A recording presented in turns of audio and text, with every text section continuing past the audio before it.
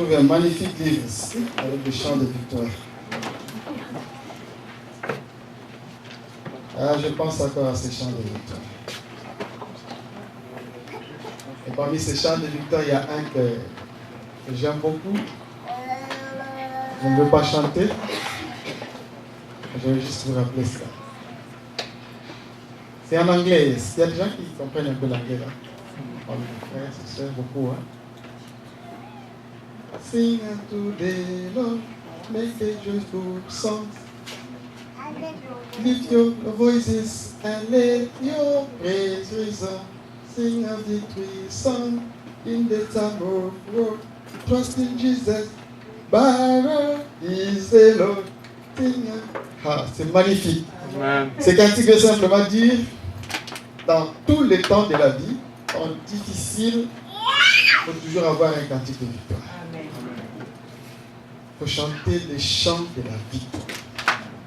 Tout en sachant que la bataille, c'est pas notre bataille, c'est Dieu. Amen. Amen. Amen. Nous bénissons Dieu qui permet que nous soyons là. Nous bénissons son serviteur qui permet que nous puissions encore prendre la parole aujourd'hui. Et nous bénissons chacun de vous. Vous êtes ravissants, ravissantes, magnifiques. Je suis très content de vous retrouver encore là. Aujourd'hui, en ce premier dimanche, je pense, du mois d'octobre. Donc là, le mois de septembre est fini. Nous commençons le mois d'octobre.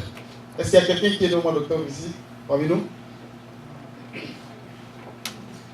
Ah, est-ce qu'on peut acclamer les frères qui sont nés au mois d'octobre?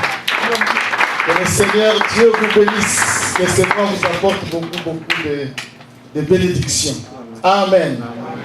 Il y a des gens qui étaient avec nous le samedi, le dimanche passé ici. Est-ce qu'ils sont là? Ceux qui étaient ici le dimanche. Non, on parle l'inverse. Ceux qui n'étaient pas ici le dimanche. Les gens qui étaient absents. Ok, 2 personnes. Merci. Est-ce que quelqu'un se souvient quel était le thème de la prédication le dimanche passé?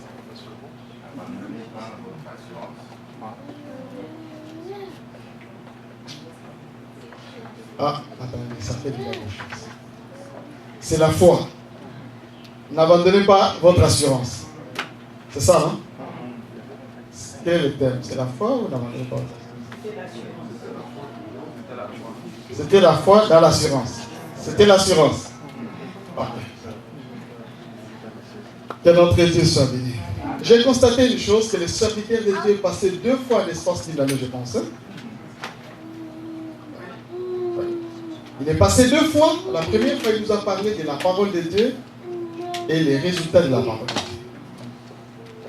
Ok? Il nous a dit si nous demeurons dans la parole et que les paroles demeurent en nous, nous verrons les résultats.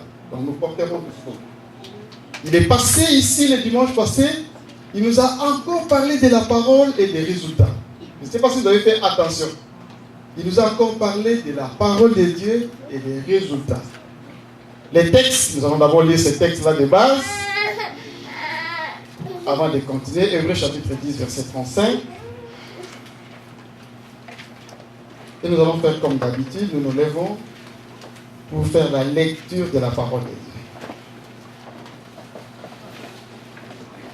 Hébreux chapitre 10, versets 35 et 36. En tant que Dan trouve aussi, pour ceux qui n'ont pas de Bible, si vous n'avez pas votre Bible, vous pouvez lire ça au tableau et nous allons lire tous ensemble. Je vais commencer à 3, 1, 2, 3. N'abandonnez donc pas votre assurance, à laquelle est attachée une grande rémunération, car vous avez besoin de persévérance, afin qu'avoir accompli la volonté de Dieu, vous obteniez ce qui est pour vous. Amen. Amen. Nous allons prendre un deuxième texte avant de nous asseoir, 1 Corinthiens chapitre 15, verset 58.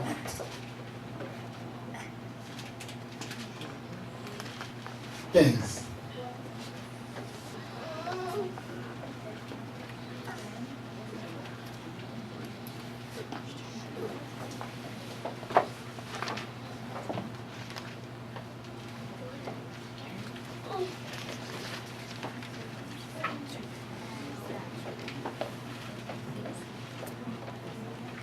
On a trouvé? Tout le monde a trouvé? On peut le lire à 3, 1, 2, 3. Ainsi, mes frères bien-aimés, soyez fermes, inébranlables, travaillant de mieux en mieux à l'œuvre du Seigneur, sachant que votre travail ne sera pas vain dans le Seigneur. Amen. Amen. Nous pouvons nous asseoir.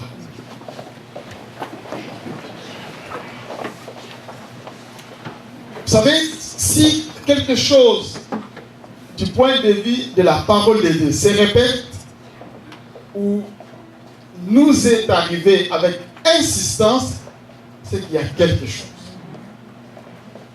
Le fait que le même message puisse nous revenir 2 fois en une année par un serviteur de Dieu qui vient de très loin, ça signifie qu'il y a réellement un message que le Seigneur est en train de transmettre à l'Église. Je ne suis pas prophète, croyez-moi, si j'étais prophète, j'allais commencer à prophétiser ce que Dieu voulait transmettre à l'Église. Mais nous savons que quand Dieu insiste, quand Jésus dit en vérité, ça signifie qu'il met vraiment le doigt sur la plaie, comme on dit. Ça, c'est le premier constat. Le deuxième constat, ce message n'est pas tombé dans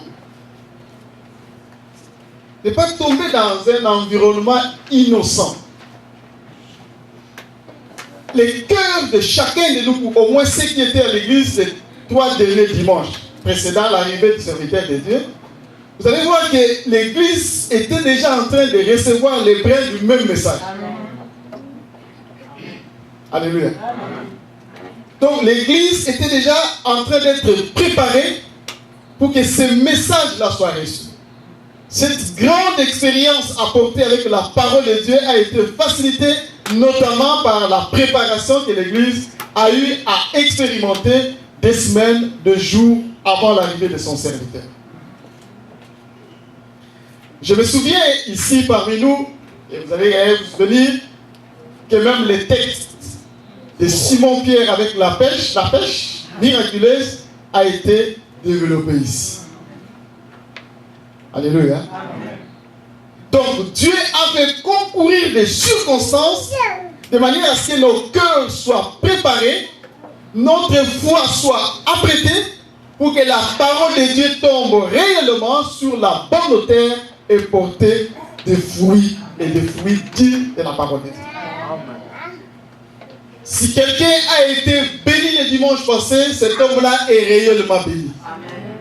Si quelqu'un n'a pas été béni, compris la parole de Dieu la fois passée, je peux rassurer cet homme-là que Dieu donne encore l'opportunité à ce que tu puisses ressaisir, comprendre quelque chose.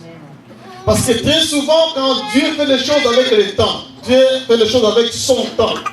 Le temps de Dieu n'est pas à compter en termes de mois, des années, c'est en termes de circonstances, c'est en termes de la volonté. Il décide d'apporter une bénédiction X à un moment Y de la vie. Il vous prépare, il vous envoie la bénédiction. Il envoie la parole et la parole est guérie. Alléluia. Mais j'étais en train de réfléchir sur le message qui nous a été donné. J'ai considéré ça comme une table. Vous voyez, la table a combien de pattes, combien de pieds? C'était comme une table. Vous avez d'une part et d'autre, 2 pieds. Donc on avait comme la foi, on avait la rémunération, on avait la parole de Dieu et la persévérance. Donc il a fallu à l'homme de Dieu d'utiliser la parole de Dieu pour nous montrer que la parole de Dieu que vous écoutez produit la rémunération. Et cette rémunération passe par la foi. La foi peut être considérée comme le bulletin de paye. Même si tu n'as pas encore les salaires, pour ceux qui travaillent, vous savez, pour la plupart, avant qu'on vous paye le jeudi soir ou la nuit, déjà le mercredi ou le mardi, votre employé vous envoie un texte écrit décrivant vos heures de travail et c'est pourquoi vous devez être payé. Donc la foi nous prépare à ça. C'est ce qui fait que même si vous n'avez pas encore votre salaire, vous croyez déjà que que vous avez quelque chose. Parce que vous avez été notifié. Alléluia. Amen. Vous avez été notifié que le jeudi soir ou le vendredi, selon le jour, selon les compagnies, vous allez toucher votre salaire. Vous allez voir cet argent dans votre compte. Et quand vous vous réveillez le jeudi matin, le jeudi soir ou le jeudi matin, vendredi matin, vous trouvez exactement ce qui a été donné comme information dans votre compte. Donc si vous n'avez pas reçu préalablement ces bulletins, ces payslip comme disent les anglophones, vous pouvez être inquiet parce que vous ne savez pas si réellement vous serez payé ou pas. Vous pouvez même vous poser la question si vous êtes omis. Omis signifie oublié.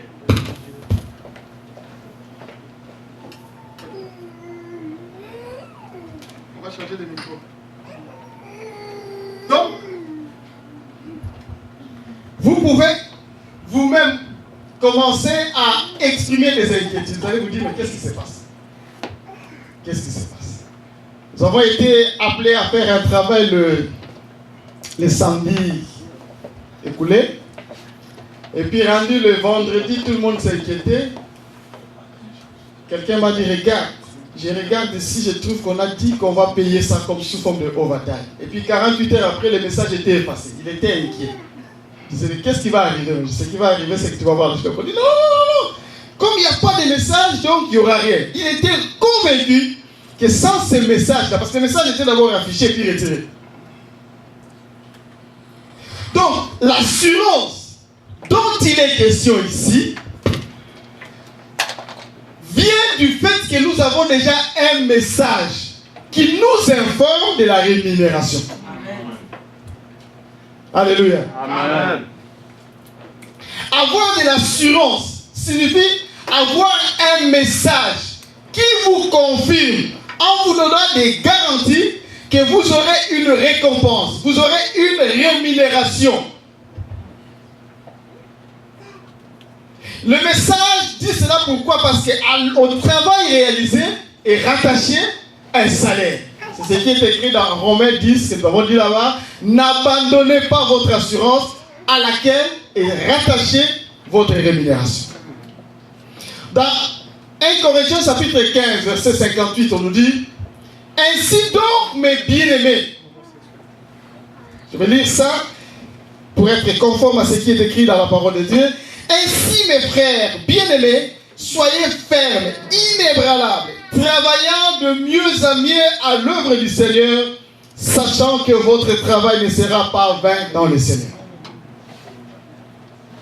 Être ferme, inébranlable, travaillant de mieux en mieux, c'est là l'assurance. Je continue à travailler et je travaille bien. Je travaille de plus en plus bien.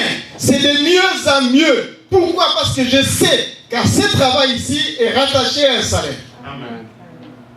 Alléluia. Amen. Vous savez, nous avons dit et nous pouvons encore le répéter sans risque de nous tromper, le plus grand problème qu'il y a aujourd'hui, je ne sais pas s'il y a des années passées, il y avait encore ces problèmes-là, c'est que la plupart des chrétiens, je pourrais même dire de façon globale, les chrétiens sont des gens qui sont sans foi. D'une façon globale. Si je vous donne l'information, maintenant, je dis que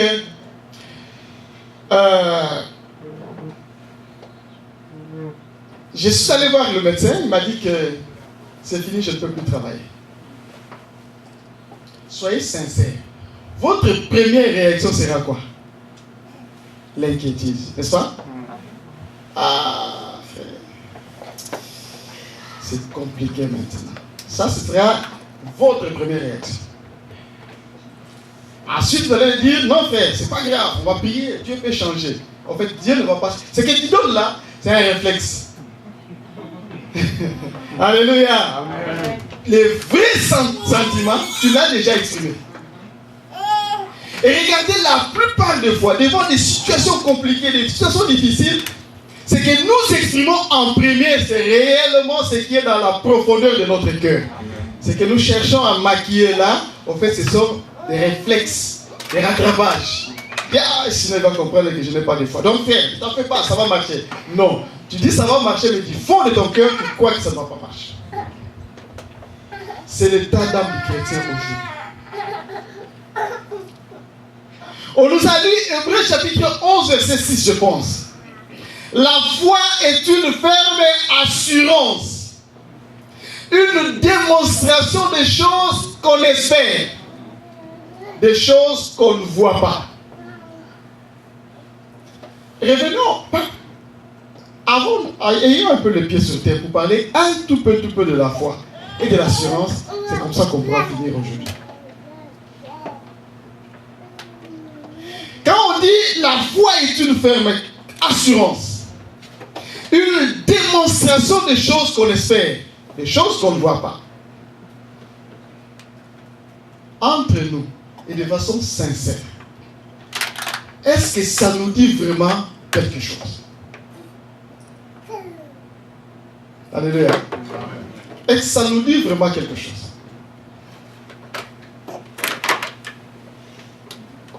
Pose-toi la question si quand cette définition te dit vraiment quelque chose. Si cette conviction se donne une conviction que ce qui est dit là-bas, tu comprends ça parfaitement bien et tu es prêt à risquer ta vie pour ça.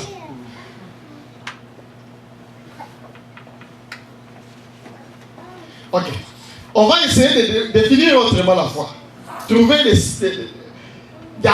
à peu près avant de rentrer dans le contexte. La foi, c'est que il y a quelque chose qui doit être fait. C'est quelqu'un qui va faire quelque chose à ta place. Ce que cet homme va faire, toi tu n'es pas à mesure de le faire. Alléluia. C'est clair. Alléluia. On va aller un peu plus loin. La foi, c'est quelqu'un qui va faire quelque chose à ta place. Mais ce qu'il va faire n'a jamais été fait avant.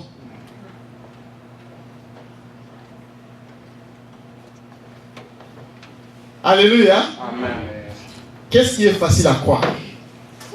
Si on te demandait personnellement de te confier à quelqu'un qui peut faire quelque chose que tu n'es pas en mesure de faire, ou à quelqu'un d'autre qui peut faire quelque chose qui n'a jamais été fait avant, à qui tu peux te confier?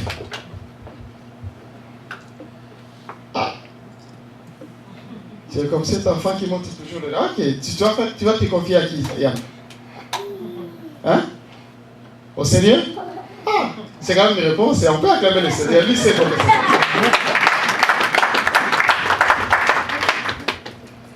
Alléluia.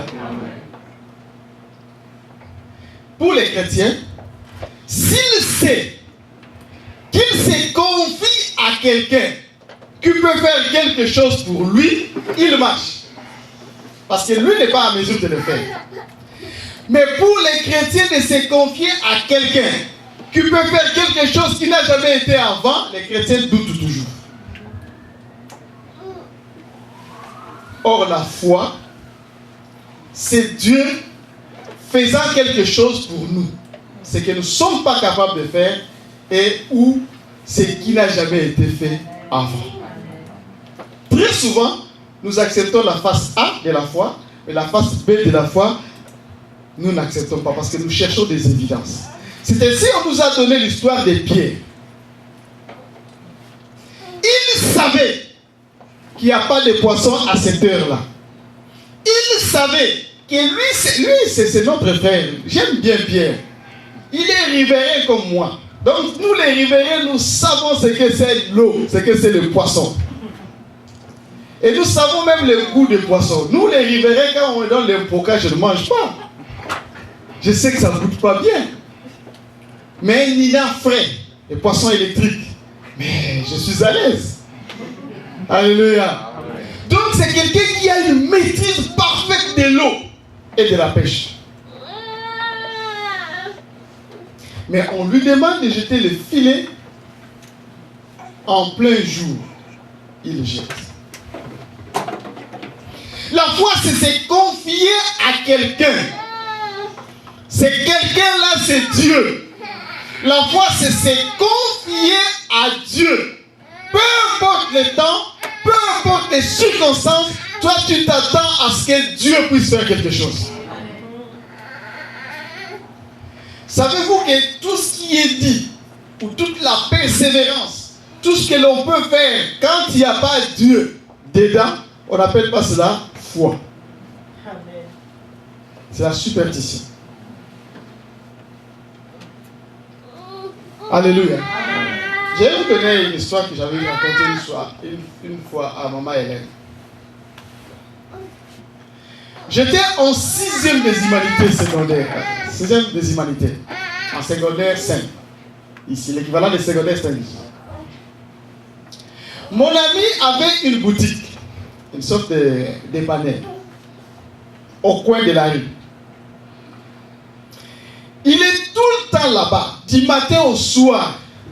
Moi, je n'habitais pas la même commune que mon ami. C'est vraiment un ami pour moi.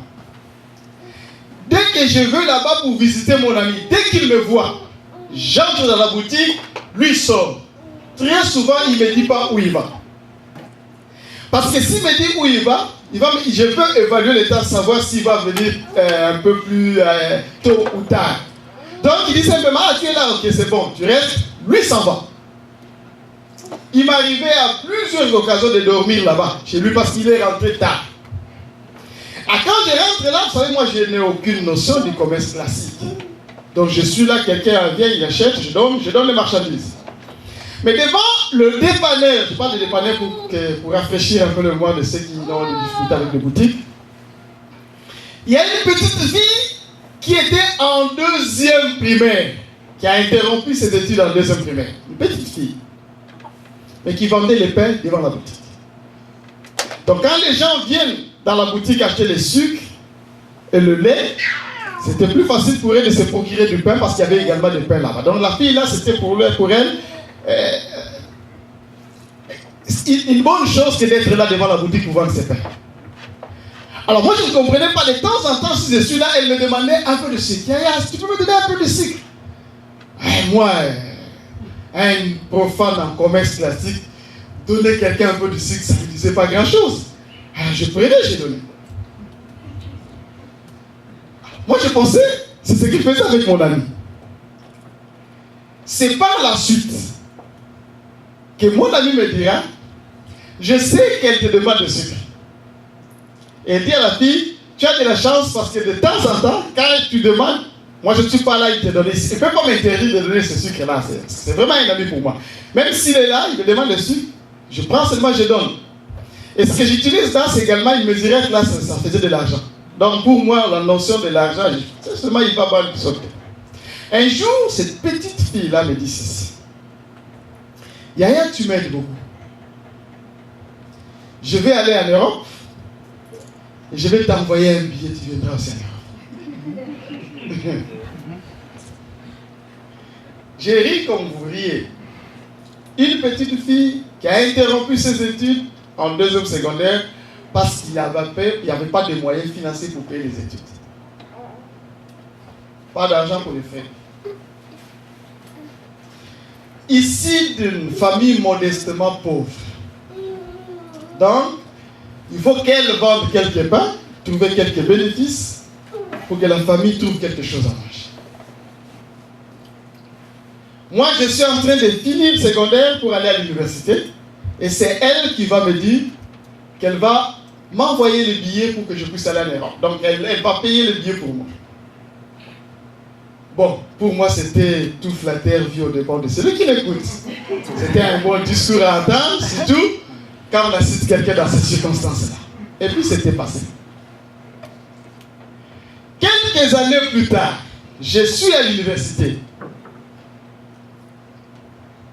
La petite fille qui commençait à grandir va envoyer mon ami qui va dans la boutique d'aller me chercher. Il dit non, il ne peut pas. Ça, c'est une vaste blague, je ne peux pas aller déranger mon ami comme ça. Il a refusé. J'ai revu la fille 3 semaines après, accidentellement. Il me dit, J'avais l'argent pour toi, je voulais te donner, mais ton ami. J'ai donné le message à ton ami, je ne sais pas si tu l'as dit. Je dis non, il ne m'a pas dit. J'ai dit, il a oublié peut-être.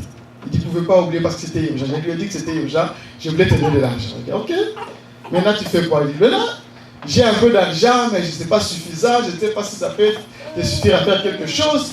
Il bouge un peu son sac, il t'a un billet de $50, elle me donne. Vous savez, les syllabus coûtaient environ $10. Donc avec $50, j'avais comme 5 syllabus de dessus. J'étais stupéfait. J'ai regardé la fille, j'ai dit, qu'est-ce qui se passe? Elle me dit, grand frère, je te dis vrai, Dieu va me bénir. Là, cette fois-là, c'était Dieu. Dieu va me bénir. Je veux aller en Europe. Et je vais t'envoyer les billets. Cette fois-ci, je n'ai pas ri comme l'autre fois. Là, j'ai dit, ah, ça peut arriver.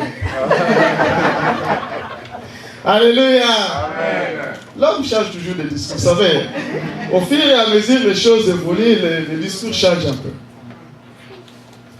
Quelques mois après, j'ai reçu un message qu'elle est sérieusement malade. J'ai décidé d'aller la visiter. Vous allez chez elle, j'entre dans la maison, dans sa chambre, je trouve quelqu'un avec une jambe là, bien gonflée. Qu'est-ce qui se passe? Il dit non, mes parents veulent me manger. Pourquoi tes parents veulent me manger? Bon, je ne sais pas, ils veulent me manger, tout ça. Elle ne m'a pas dit clairement de quoi il s'agit. Ok? Est-ce qu'on peut t'amener à l'hôpital? Il dit non, je ne peux pas aller à l'hôpital. Alors l'hôpital, c'est le synonyme de la mort. C'est le contrat que mes parents ont fait avec ces parents. J'ai dit à la fille, ok, on va faire ceci. Toi, tu vas faire un effort pour marcher. Le fils est sorti de la parcelle. Et quand tu sors de la parcelle, je vais te mettre au dos. Je vais t'amener à l'hôpital. Et c'est ce qu'elle a fait. Elle a marché, elle a sorti de la parcelle. J'ai mis la fille là au dos. À l'Imité, nous avons pris le taxi 10 juste dans un centre hospitalier. On arrive là, je demande qu'on fasse la radio. J'ai commencé déjà des études de médecine, donc j'avais déjà une petite notion dans l'élémentaire. On a fait la radio, ils ont demandé quelque chose comme équivalent de 400 et quelques dollars pour opérer et faire un suivi d'environ 2 semaines. J'ai dit, est-ce que je peux voir les clichés? Le médecin dit oui. Comment ça m'expliquer? Tu vois, bon, parce que tu ne comprends pas encore. Tu vois les clichés ici, il y a collection depuis ici, je vais inciser ici. Il me montre là le médecin, je vais inciser ici, le puis va sortir, et puis il va commencer avec les pansements et consorts. Il a fini. Je dis, ok, c'est correct. J'ai pris bonne note. J'ai appelé un ami qui était infirmier. On a pris la fille sur le dos. Nous sommes rentrés chez eux. En passant, on est passé par une pharmacie. Nous avons acheté quelques comprimés, on a fabriqué les daquins, nous avons acheté les bistouris, les petites lames, des balles, et ainsi de suite. Nous sommes allés chez elle, à la maison. On arrive là, sans anesthésie. Là où le médecin disait ici, on va inciser. Okay? Le médecin avait déjà dit là où on va inciser, donc c'est simple. Alléluia. Je vous dis exactement des choses comme nous l'avons fait. On a incisé à cet endroit. Quand elle a crié, tous les membres de la famille sont sortis de la parcelle. On a drainé les pieds, on a fait les mèches, on a pris des seringues, on a injecté les daquets là-dedans. On ne pouvait pas rentrer tôt. On a acheté le Valium comprimé pour qu'elle puisse dormir. Très tôt matin, nous sommes revenus voir notre patiente. Elle allait quand même bien. Une semaine après, elle commençait à marcher. Maintenant, elle me dit, je vais te dire pourquoi est-ce qu'on voulait me faire ça. Ok. Il dit, il s'est passé un temps entre la dernière fois que tu m'as vu et cette fois-ci quand tu es venu faire cette opération. Je suis allé en Angola, j'ai vendu des beignets en Angola, à la frontière. J'ai fait beaucoup de bénéfices. J'ai pris cet argent, j'ai envoyé à mon grand frère qui est en Europe. C'est maintenant que je comprends la situation en Europe. Avant, je ne pouvais pas comprendre quelqu'un qui est en Europe puisse détourner l'argent de celui qui est en Afrique. Donc les grands frères en Europe ont fait plusieurs années, il n'y avait pas de voie de sortie. Donc l'argent de sa sœur envoyé a permis à ses grands frères de se taper un peu de luxe, de se moderniser. Parce qu'il était trop vieux dans un monde moderne. Des vêtements et ainsi de suite. Maintenant, quand elle commençait à demander de l'argent à son frère, toute la famille dit: tu n'as pas le droit de faire ça. Elle va prendre l'argent et va donner à quelqu'un d'autre qui va acheter, faire un conteneur pour elle de marchandises. C'était de l'huile raffinée et beaucoup d'autres choses. Quand le conteneur est rendu au port, elle informe la famille que mon conteneur est arrivé. C'est son grand frère aîné et sa mère qui se sont dit non. Si on laisse cette fille comme ça, elle va mater toute la famille. Donc les grands frères aînés et la maman ont décidé carrément de manger, entre guillemets, donc d'ensorceler leur petite. Elle est allée à Matadi, c'est comme ça qu'on a jeté cette histoire-là dans les pieds. J'ai oublié de vous dire que je priais déjà quand je fais ces interventions-là. J'ai conseillé à la fille d'aller prier dans l'église des pasteurs Sonny. Je l'ai fait exprès. Pourquoi? Parce que c'était plus proche de chez eux. Ça, c'était la première raison. La deuxième raison, c'était plus facile pour elle d'accepter un pasteur et une église populaire que les églises moins connues. Je savais qu'elle pouvait préparer sa foi là-bas et le moment opportun, Dieu pouvait la visiter. Donc je l'ai fait exprès. Mais finalement, elle a choisi une autre église qui faisait également l'écho, je crois, d'un Nigérien qui est là au Congo. C'est là où elle a commencé à partir. Et puis, il n'y a eu pas de traces. J'ai fini l'histoire. Ça ne peut pas remplacer la parole de Dieu. J'arrive vers la dernière année en l'école, à l'université. Vers 23h, j'ai reçu un appel. Je dis: est-ce que tu sais s'il est quelle heure au Congo? Moi, je dis: oui, il est 23h. Quelqu'un me dit: il fait très chaud ici, et puis c'est vraiment la lumière. La lumière? À 23h, je dis: oui, je t'avais dit, je suis en Belgique. Toi, c'est qui? Elle me donne le nom, Jackie. Tu es où? En Belgique. Ne t'étonne pas parce qu'il reste ton billet. Alléluia. Amen. Je suis ici au Canada. Elle m'a écrit un message sur Facebook pour me dire que je n'ai pas réussi à t'acheter un billet, mais je te ferai une autre surprise dans la vie. Parce qu'elle a compris que son rêve d'acheter le billet pour moi était: si je suis déjà ici, c'est compliqué d'acheter le billet, mais une autre surprise viendra. À deuxième primaire, elle pouvait faire confiance en Dieu. Il n'y avait pas d'issue. Sortie d'une famille pauvre, démunie en outrance, où les pains étaient un luxe, les sucres qu'il avait, je vous ai décrit les circonstances dans lesquelles il obtenait les sucres pour faire son café. D'ailleurs, ce n'était pas un café, c'était de l'eau chaude où on mettait simplement des sucres.